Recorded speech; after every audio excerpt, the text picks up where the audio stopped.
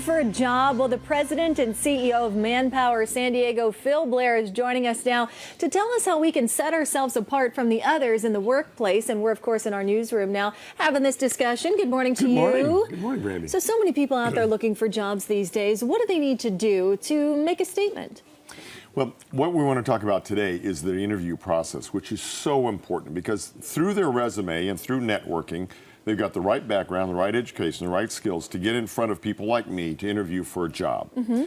What they do wrong, which I want people not to do, obviously, is think about themselves. The interview is all about the job, why I'm the right person for the job. It's a sales presentation about why I should hire you. Okay. What turns me off is when you say, what is the salary? What are the benefits? Can I have the third week of December off when my kids are out of school?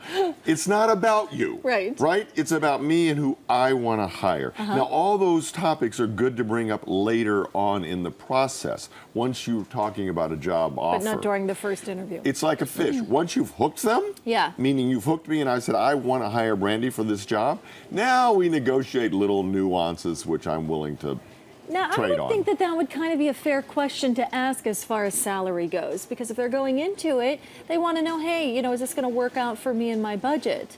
Well, you, of course, have to have a general concept that this position pays about in your comfort level. Right. But I'll give you an example. Last week we had at Manpower, our search division. The person went out on a salary position that was lower than he was looking for. We got him a 25% increase over their maximum salary because he sold them. He sold them on why he was the right person, what was he was going to accomplish much more than they had anticipated, and they were willing to pay once he convinced them he was the right candidate with the right skills and would take them farther and higher than they ever thought they would go. Wow, that's incredible. That's what the interview is about. It's not about you. It's about the person interviewing and are you the right candidate, and then we worry about your nuances, which are very important. I don't say you ever forget that. All those issues I talked about are very important to candidate success. But you worry about the numbers later. After you've hooked the job offer. So how do we shine? What are some key words?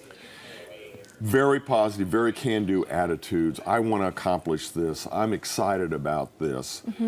Stay away from negative questions. Why did this go wrong? Why did the candidate before me fail?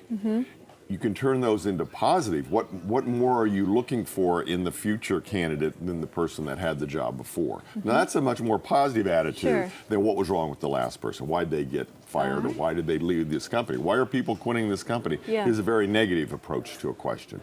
Keep it very upbeat, keep it very positive because you want the job and then we'll worry about the details later. All right. Sounds easy enough. Yeah, it does, isn't it? Yeah, when you're standing here, it sounds very easy. That's right. Until you get into the room, in a tiny little room with an intimidating guy, and then everything just goes out the window. And it is not easy, believe me. I've sat through many interviews, and I want to reach out and hold somebody's hand and say, it's okay. It's okay. We're just talking here. Right. It can be a scary situation. Yes, this isn't a life or death situation. But it feels like that. And I know it's very important to many candidates to find a position in this economy. So we want to help people. KUSI wants to help people succeed and help them get the job. Sure thing. All right, Bill. Thanks so much. You're we'll see you welcome. next week.